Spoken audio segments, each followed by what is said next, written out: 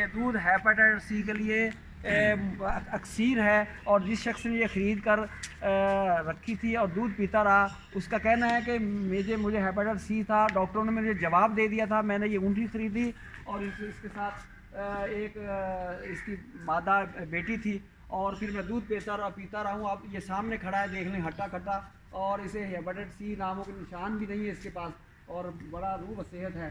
تو یہ اونٹ ایک جو ہے نا رکھنا سنت بھی ہے اور خوبصورت چیز ہے. یہ دیکھیں یہ اب یہ کھیلنے لگ گیا ہے، اسے مستی آ گئی ہے.